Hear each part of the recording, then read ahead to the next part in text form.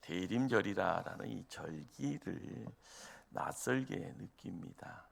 중요한 것은요, 세상 달력은 12월까지 있지만 교회력의 달력은 오늘부터의 첫 주일이 됩니다.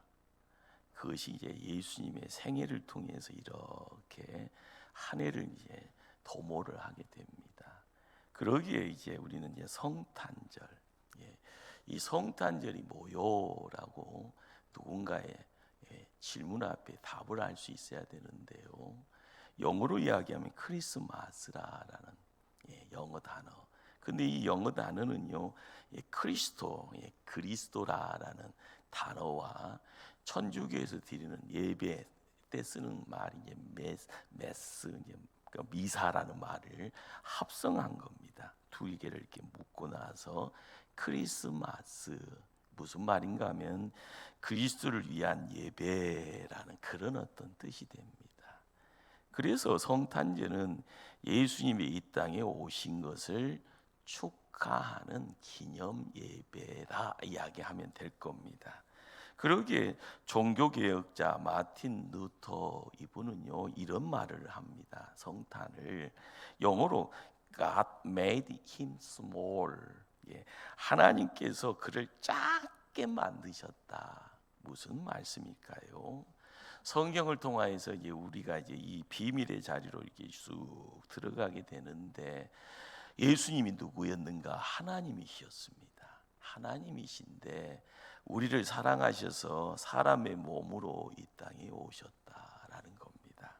그래서 우리가 이 성탄절을 통하여서요, 아기 예수님의 모습을 통하여서 우리가 봐야 될 것은, 믿어지지는 않지만 하나님이 우리와 함께 하시는가 보다. 이것이 이제 교회력을 통하여서 첫 느낌입니다. 신앙의 첫 느낌. 그러기에 성탄절은 탄생 혹은 나심이라는 의미보다는 이 땅에 오심이라는 이 의미를 우리가 머릿속에 두고 있을 때 신앙의 어떤 자세, 포스가 나오는 겁니다. 요한복음 1장 1절은요, 태초에 말씀이 계시니라. 이 말씀이 하나님과 계셨으니 이 말씀은 곧 하나님이시니라. 우리는 요한복음 1절 말씀을 통하여서요, 우리가 한번 이렇게 눈에 감춰져 있던 것을 조금 열어야 되는 그런 어떤 시간인데, 바로 태초에 말씀이 있었다. 이 말씀이 뭔가? 우리는 신앙의 자리에서요, 하나님이 어떤 분이요, 삼위일체 하나님이다 이렇게 고백을 합니다. 성부 하나님, 성자 하나님, 성령 하나님. 거기에 이 말씀은 성자 하나님이라. 그래서 이제 라틴어로 이야기하면 로고스 이런 말을 쓰죠. 근데 요한복음 1장 1절을 통해서 우리가 알게 되어진 것이, 말씀이 육신이 되었다. 로고스가 이 땅에 오셔서 사람의 육신이 되어서 우리와 함께 하시네. 이것을 알게 되었을 때 거기에 성탄절이 있구나라는 것을요, 이해가 안 됩니다. 그래도요, 그것을 알고 가게 되면 예수님이 누구인지에 대한 궁금증이 조금씩 풀려지는 거고요. 그리고 하나님이 사람의 몸으로 이 땅에 오셨다라는 것은요, 이해가 안 되잖아요. 어떻게 그것이 가능해? 그래서 그걸 신비라고 합니다. 그러기에 우리가 믿음 생활을 할 때요, 그 궁금증, 그 신비가 우리의 삶을요, 어쩔 때는 망가뜨릴 것 같은데 거의 전혀 아닌 거죠. 오늘 예수님이 고향 땅 나사렛에 있는 해당이다라는, 우리가 말하면 교회라는 그 공간에 가셔서 매주마다 행한 대로요, 말씀 구약 성경을 읽어갑니다. 그런데 그 읽은 말씀을 통하여서 예수님이 나의 정체가 뭔가라는 것을요, 선명하게, 그리고 내가 이 땅에 온 이유가 뭔가라는 것을 명확하게 말해주고 있습니다. 우리가 알아야 될 것이 있어요. 깨달아야 될 것이 있어요. 그것을 놓치면 안 되겠다 생각하면 내가 꼭 붙잡고 있어야 될 것이 있습니다. 오늘 그것이 뭔가라는 겁니다. 첫 번째가요, 예수님은 우리에게 복된 소식을 전하기 위해서 오셨습니다. 주의 성령이 내게 임하셨으니 이는 가난한 자에게 복음을 전하게 하시려고. 오늘 읽었던 본문의 누가복음 4장 18절 이 말씀 안에 예수님이 오신 이유에 대해서요 몇 가지가 이렇게 나열이 되어져 있는데, 첫 번째가 복음을 전한다라는 겁니다. 자, 그런데 이 복음이라는 것이 한자입니다. 한자를 풀면은요 복된 소식이라는 소리죠. 이 복된 소식은요 좋은 거예요. 기쁨의 소식입니다. 그런데 이걸 누구에게 주시려고요? 가난한 자에게요.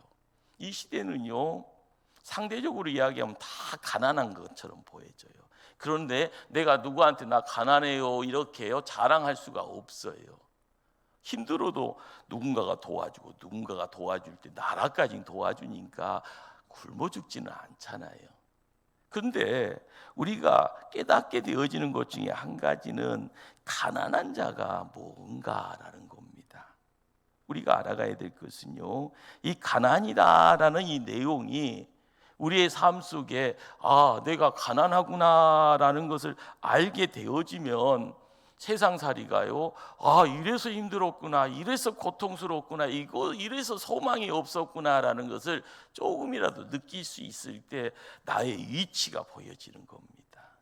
그런데 구약에 예수님 오시기 전에 있었던 사람들은요 그들이 힘들었던 상황이 그들의 삶의 현 주소였죠. 로마라는 큰 나라가요 매일매일요 군화 발자국으로 눌러서요 세금 돈 뜯어가고요 자유가 없게 만들어가고요. 그러다 보니까 나는 하나님 백성인데요, 나는 복의 소유자인데요 하면서 떵떵거리고 싶지만은요 입이 열릴 수가 없는 거예요. 자유감이 없은 거예요. 그러다 보니까 항상 이 자리를 어떻게 하면은 피해갈 수 있을까 생각하면서 찾는 방법이 있었습니다. 그리고 함께 이 사람 저 사람 소리를 듣다 보니까 공통적으로요 함께 기도하는 그 자리에 누군가를 찾았죠. 바로 거기에 바로 그들이 찾았던 분이 누구였는가 하면 메시아였습니다. 메시아가 누구였을까요? 바로 그 메시아를 고대하면서 나갔던 이스라엘의 백성들. 오늘 성경은요 메시아가 누군가 기름 부음 받은 자 그리스도였던 겁니다. 고대하고 고대하면서 자기를 해방시켜 줄 사람. 그들의 소원은요 메시아가 빨리 왔으면 좋겠어요 생각했던 거죠. 말씀을 조금 앞으로 가게 되면 누가복음 2장에요 하늘에 큰 별이요 빛을 발하면서요 그들의 눈에 찾아옵니다. 다 잠자고 있는 그 자리에 동방방사가 함께하지만 그 자리에 들판에 목자들이 함께요 그곳으로 달려옵니다. 그들은 깜짝 놀랐습니다. 그런데 천사들이 와서 무슨 이야기를 해주는가? 오늘 누가복음 2장 10절 11절 말씀을 제가 읽어갑니다. 무서워 말라, 보라 내가 온 백성에게 미칠 큰 기쁨의 좋은 소식을 너희에게 전하노라. 오늘날 다윗의 동네에 너희를 위하여 구주가 나셨으니 곧 그리스도 주시니라. 자, 여기에 목자들이요 천사들을 통하여서요 들려지는 소리가 뭔가, 야 고대했던 메시아다, 고대했던 그리스도다, 고대했던 구주가 오셨다라는 소리를 듣게 되어져요. 항상 이스라엘 백성들은 오래전부터요 모세를 통하여서 율법이 무엇인가 두 돌판을 통해서 십계명을 가지고 613개의 율법의 조항을 가지고요 세상살이 하면서 내가 하나님 백성인데 라고요 세상 살아갈 때 길이 확 열리니 시온의 대로처럼 고속도로처럼 열렸는데요 보니까 밖에서요 침략하는 사람이 있습니다. 내 안에서요 불순불순 나타나는 우상이 있어서요 나를요 밖에서 안에서 흔들흔들 거립니다. 그러다 보니까 힘들어요, 못 살겠어요. 그러면서 그들이 찾았던 분이 누군가? 메시아예요. 하나님이 세상을 창조하셨다라는 창조주라라는 것을 알아가면서요, 하나님 부르지만은 하나님이요 모습을 드러내지 않으니까 폭포가더라는 거예요. 그러다 보니까 우상이 조싸우냐 하면서 끌려가는 것. 그러나 말씀 붙잡고 나가다 보니까 우리가 찾아야 될 분이 메시아네라는 거예요. 구원하실 분. 그런데 이 구원하실 분을 성경은 또다시 다른 말로요, 기름을 부은 자 그리스도라. 그분이 누구다? 구주가 되신다. 그래서 예수님은요, 우리가 알게 되어지는 바로 메시아요, 그리스도요, 그분이 세상을 나를 살리시는 구주가 됩니다. 중요한 것은요, 그렇게 살면서 그렇게 소망하면서 살아가는 그들에게 짠하고 그분이 오셨습니다. 너무 볼 것이 없고 초라한 모습으로 온 겁니다. 기대는 많았건만요, 이런 모습인지라 이해가 되지 않습니다. 그러니 마음속에 인정할 수가 없는 겁니다. 미국의 한 심리학 교수가요, 학생들 한 40여 명을 강의 듣는 학생들에게 크리스마스라는 이 단어를 통해서 생각나는 것을 한 번씩 적어보라고, 하나씩 적어보라고 이렇게 심리 테스트를 강의 중에 함께 합니다. 거기서 나오는 단어들이 여기 보면은 뭐 추리도 있고요, 뭐 가시나무, 선물, 친면조, 야 휴가다, 뭐 캐롤이라, 산타크로스라, 그러면서 무수한 단어를요 쓰게 됩니다. 생각은 제각각인지라요. 그런데 교수는 안타깝게 하나 단어를요 보기를 원했지만 전혀 한 명도 그 단어를 쓰지 않습니다. 교수가 원했던 단어는요, Jesus Christ, 예수님이라는 단어 하나였습니다. 그런데 한 친구도요 머릿속에 예수를 떠오르지 않고요, 예수를 생각하지 않았던 겁니다. 정말 무서운 현실이고요, 진리가 세상에 함몰되어 죽어 있는 상황입니다. 성탄이라 하면 온 백성이 큰 기쁨 속에서요 즐거워해야 되는데, 옛날이나 지금이나 가면 갈수록요 죽어가는 어둠의 세상처럼 보입니다. 생명이 말라버리는 이 세상에 예수님은 어떤 분인가? 예수님은 길이요 진리요 생명으로 오셨건만, 그래서 예수님이 전하는 이 복음, 이 기쁨의 구원의 소식, 우리에게는 큰 기쁨이 돼야 되는데 세상이 너무 어둠이 짙다라는 겁니다. 우리가 예수님을 바라보면서요 성경을 앞으로 쭉 가게 되면 하나님이 세상을 창조하셔서 창조주가 됩니다. 그래서 에덴이라는 동산을요 만들어 놓고요 아담과 하와를 거기다 세웠습니다. 에덴이라는 단어는 기쁨이다라는 단어 의미가 있습니다. 기쁨의 땅입니다. 거기에 남자 여자를 이렇게 세우고요, 이들 마음껏 살아라 하면서 복 주십니다. 우리가 믿음 생활을 하면서 놓치지 말아야 될 것이 복이 뭐요라는 거예요. 복이 뭐요? 부자 되는 것이 복의 안성이 아니에요. 복이라는 것은 당대에서 영원의 자리까지 쭉 갈 때 내 자손이 함께하는 내용이 돼야지요. 그냥 내가 그냥 부자 되기를 원하는 것, 성경은 그걸 이야기하지 않습니다. 창세기 1장 28절을 통해서 복이라는 것이 생육하라 번성하여 충만하고 세상을 정복하고 세상을 다스리라. 우리가 알아가야 될 것은 이 동사를 통하여서 우리의 지경이 넓혀질 때요, 나 홀로가 아니라 하나님이 그 자리를 함께 해주시는 겁니다. 생육하고 번성하라, 충만하라, 그리고 세상의 문제를 정복하라, 그리고 세상을 다스려라. 우리에게 주시는 이 내용이요 갑자기요 문제 발생입니다. 선악과를 따먹는 그 자리에 에덴의 행복이 무엇이었습니까? 기쁨을요 포기하게 됩니다. 에덴 동산에서요 쫓겨나오니 영적으로 하나님과요 이별이라 분리됩니다. 영적인 공허가 찾아오고 혼돈에 빠지니 인간이 어디서 와서 무엇을 위해서 살다가 어디로 갈 것인가라는 것을 잃어버립니다. 길을 놓쳐버린 겁니다. 삶의 능력도 가치도 상실해 버렸습니다. 마음 심적으로는 마음의 평화도 기쁨도 소망도요 잃어버렸습니다. 환경적으로는 먹고 살기 위해 땀에서요 땀 흘려가는 그런 존재, 수고함을 통하여서 가정을요 세워가는 그 모습 속에서 땅은 계속적으로 가시와 원근키를 냅니다. 그런데 요즘 어떠합니까? 사람이 자연을 너무 망가뜨려 버리니 지구가요 분노하고 있잖아요. 그러다 보니 인간은 환경적으로도 가난하게 되어진 겁니다. 우리에게 다시 한번 물어볼까요? 가난이 뭔가요? 가난이 뭡니까? 여러 말을 할 수 있지만 있어야 할 것이 없는 것이 가난입니다. 범죄한 인간은 하나님으로부터 분리되어져 있으니 하나님과의 만남이 없으니 영적으로 가난한 자가 된 거예요. 죄와 죽음의 권세에 사로잡혀 있으니 내 안에 기쁨, 평안이요 사라져 버렸으니 심적으로 가난한 사람이 되어져 있어요. 이마에 땀 흘리는 수고를 하여도요 세상에서 가시와 엉겅퀴가 모든 수고를 대가를 가로막게 있으니 세상에서도 가난한 자가 되어져 있어요. 범죄한 인간은요 어떤 존재입니까?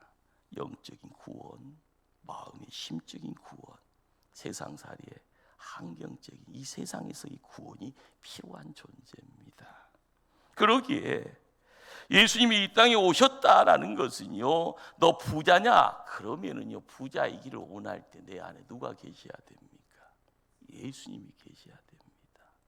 내가 통장에 그것 가지고 자랑하는 자가 아니고요, 내 안에 예수님 없으면 나는 빈자입니다. 자랑거리가 없는 거예요. 세상 사람들의 자랑거리 가지고요 나 이렇게 부자요 하나님이요 허허 웃는 거예요.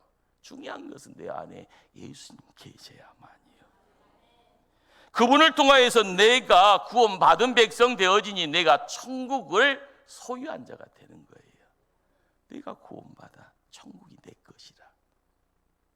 여러분들 놓치지 말아야 될 것이 뭔가 하면 예수님 때문에 나는 어디 가는 존재예요? 천국 가요. 예수님 때문에 내가 오늘 죽어도 어디 간다고요? 천국 가요. 가끔 물어보면 천국 갈 수 있냐고 하면은요 조금 부족한 것 같은데요 이런 소리 하세요. 퍼퍼가 죽겠습니다. 여러분들은 천국을 소유한 사람이에요. 천국이 내 거예요. 이거 갖고 가야지 이단들 앞에서도 허허 웃고 갈 수가 있는 거예요. 뭐가 부족하지 내가 가르쳐 줄게 하면서 성경 공부하면서 이단으로 끌려가는 겁니다. 중요한 것은 우리는 본전 생각할 필요가 없어요. 벌써 내 안에 누가 계신다고요? 예수님. 구원받은 백성, 천국을 소유하고 있는 거. 그러니까 내가 어떤 존재인가? 왕 같은 제사장이라. 예수님이 생각나지 않은 성탄절은요 본질에서 벗어난 성탄절입니다. 우리까지 본질에서 벗어나려고 해서는 안 될 겁니다. 세상 사람들이 바쁘다, 즐기자라고 이야기하면서 발걸음 재촉할 때마다 우리에게는요 예수님 때문에 자리 지켜야 되고요. 그 예수님이 내 안에 찾아올 수 있도록요 대림절의 절기를 통하여서 준비하는 지혜로운 성도가 되어야 될 줄 압니다. 둘째로 예수님은요 포로된 자에게 자유를 주시기 위해서 오셨습니다.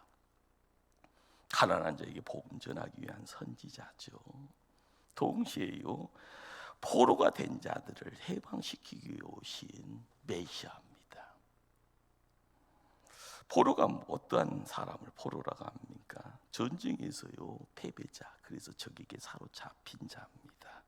포로가 되어지면은요 모든 것이 끝이에요. 자유도 없고요. 자기의 생명의 주관자가 자기가 아니고 남이 되어집니다. 그러기에 내가 갖고 있는 것이 다 남의 것이죠. 내 시간, 내 육신도요 주인이 따로 있는 겁니다.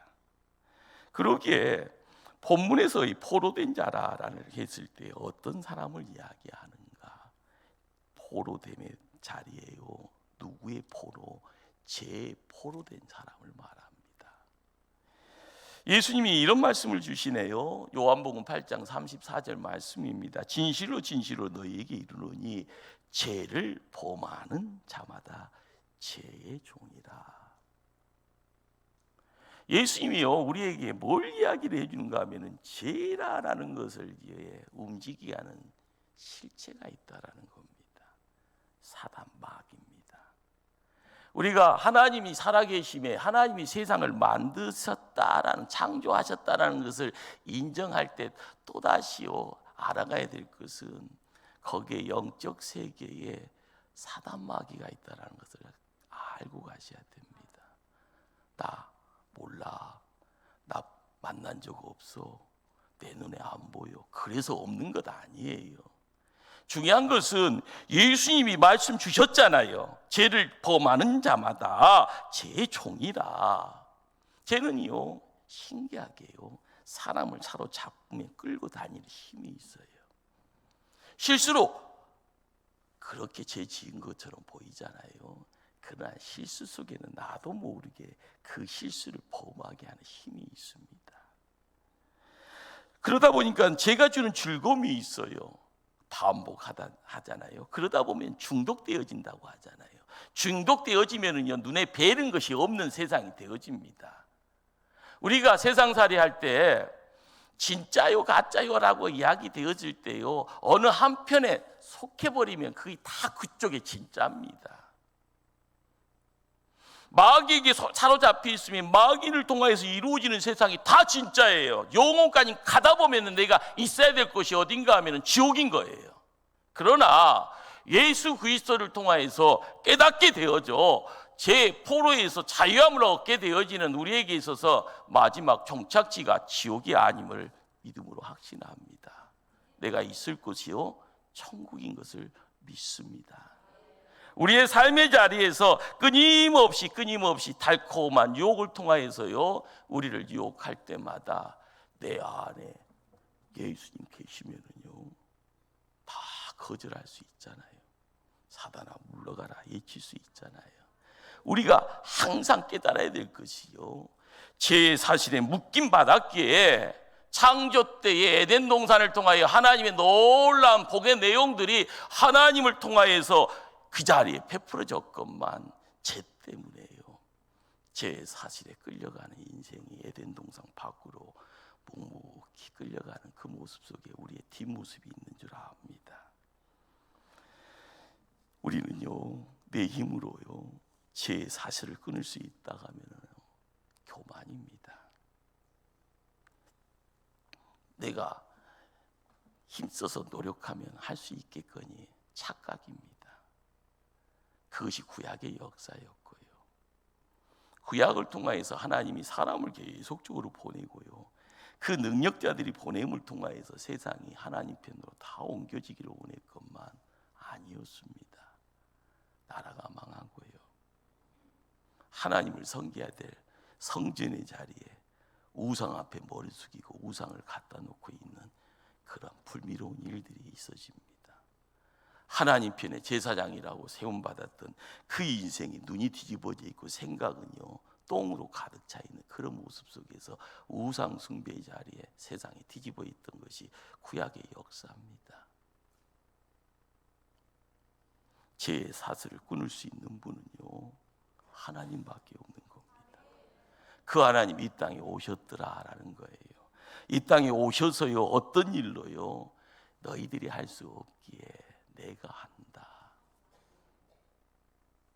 그러기에 십자가를 지고 가시는 그 자리에 우리 온 인류의 죄값을요 하나님 목숨값으로 지불을 한 겁니다. 누구에게요? 사단 마귀에게요. 사단 마귀는 하나님의 목숨값을 품고 세상 다 이뤘다 승리자의 기쁨이 있지만 잠깐이에요. 하루 이틀 3일이에요. 예수님이 무덤문을 박차고 3일 만에 부활을 외치는 그 자리에 생명의 역사가요 우리 편에 허락된 겁니다. 죄의 사슬은 끊어지고 부활의 생명이 우리에게 허락되어지더라. 누구를 통하여서요? 예수님을 통하여서. 하나님의 백성들은요 이걸 알고 가야 돼요. 십자가를 외치고요 부활을 외칠 수 있을 때 내 안에 누가 계신다고요? 예수님이. 그분이 구주입니다. 그분이 그리스도고요. 그분이 구약 백성들이 찾고 찾았던 메시아이더라는 거예요. 그분이 하나님이에요. 나의 하나님. 그분을 통하여서 이루어지는 역사, 그것을 충분히 우리가 기다려야 되는 겁니다. 셋째로 예수님은요, 눈먼 자에게 다시 보게 하기 위해서 오셨습니다. 사람은요, 창조 때부터 육신의 눈을 가지고 세상 만물을 다 보잖아요. 그런데 믿는 성도는 하나님이 또 눈을 하나 더 주셨습니다. 이것을 영안이라고 합니다.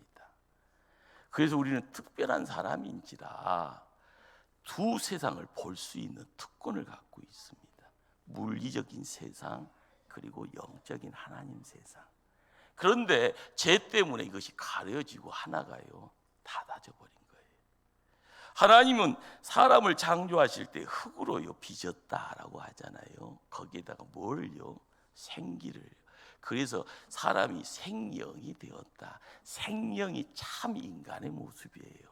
생명이다라는 것을 통해서 알아가는 인간의 가장 특권이 뭔가 하면 하나님 같아야 하는 거예요. 하나님의 소리가 들리고요,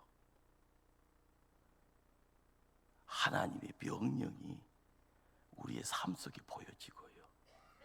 그러나 영안이 닫히니요, 들리지도 않고 보이지도 않고요, 내가 모시지도 못하는 모습 속에 초라한 자가 됩니다. 이것이 회복되어져야 되는데 이 회복의 내용이요, 세상 바뀌어지니까 다 자동으로 되는 줄 착각합니다. 여러분, 세상 바뀌니까요 매일매일 텔레비 선전 광고로 좋은 것은요 계속 나타나잖아요.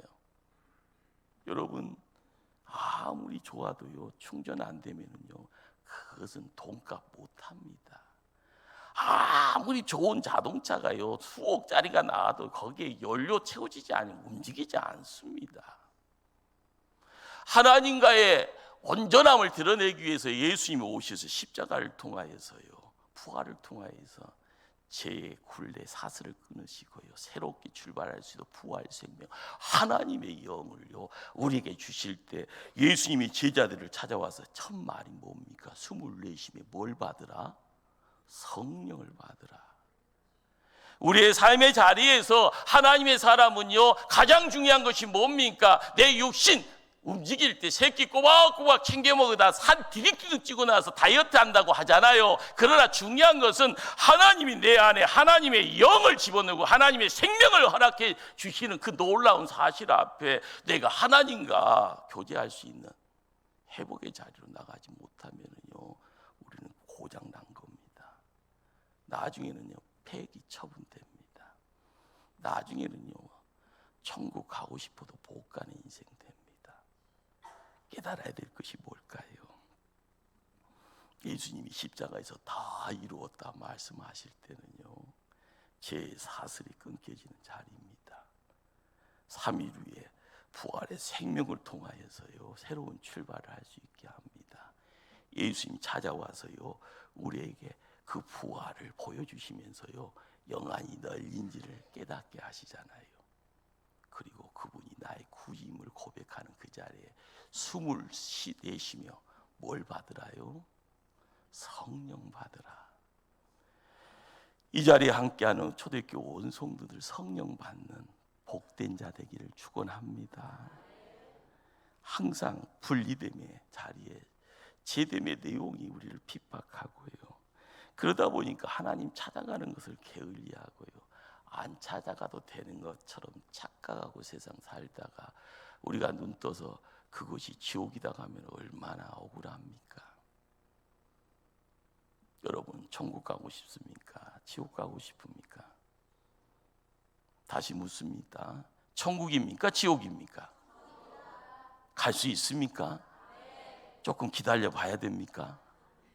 조금 노력해 봐야 됩니까? 그런 것 아니에요. 내가 천국 갈 하나님의 백성이에요. 구원받은 천국 백성. 나는 천국을 소유하고 있는 자. 그러기에 대림절 절기를 통하여 주님이 더 선명하게 매마다 대림절의 절기를 통하여 그 전에 내가 못 맺었던 그 관계를 더 친밀하게 하기 위해서 조금 더 가까이 가서 찬송하고요, 조금 더 가까이 준비한 예물 드리고 싶은 그 마음 가지고 그분이 나에게 어떤 분인가라는 것을 올해는 또 새롭게 더 밀접하게 느끼기를 소망하는 그 모습들. 영안이 상실되어 버리면은요, 예형적인 것만 찾습니다. 남들이 좋다고 하면 다 좋은 줄 알아요. 그러나 진짜가 좋은 줄 알면은 남들 아무런 사람들이 관심 안 돼도 진짜인 것을 알면은 혼자 갑니다. 이것이요, 본질에 대한 관심이고요. 그것이요, 영안이 열릴 때 보여지는 또 다른 영적 세계에 몰입할 수 있는 길입니다.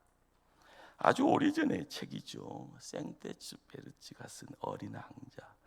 제가 이 책 읽었던 때가 한 30년 전인데도 지금도 서점에 가면은 어린 왕자의 책이요, 눈에 띄는데요. 그래요, 시대를 초월하면서 많은 사람들에게 감동을 주는 책인가 봅니다.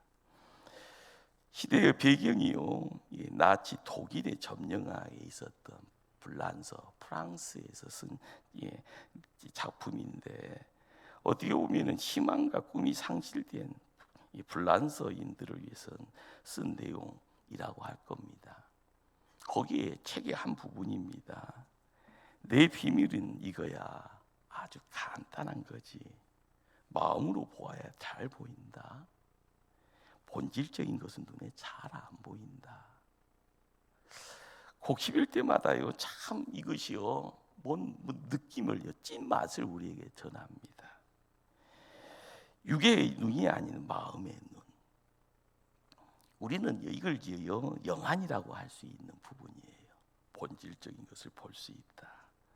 그러기에 가장 커다란 슬픔 속에서 가장 큰 기쁨을, 가장 처참한 불행 속에서 자고의 행복을, 가장 비통한 좌절 속에서 가장 고매한 희망을 발견할 수 있고 누릴 수 있는 유일한 길은요, 물질 세계에서 이루는 것 아닙니다.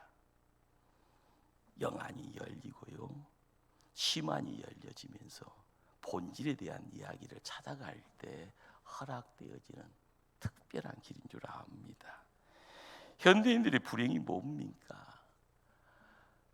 물질의 눈은요, 밝습니다.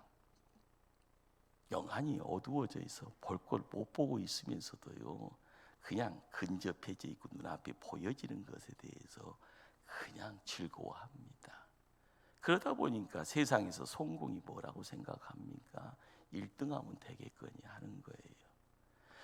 많은 사람들과 함께 경쟁을 하면서요, 너는 내 뒤에도 물러나야 돼 하면서 서로 싸웁니다.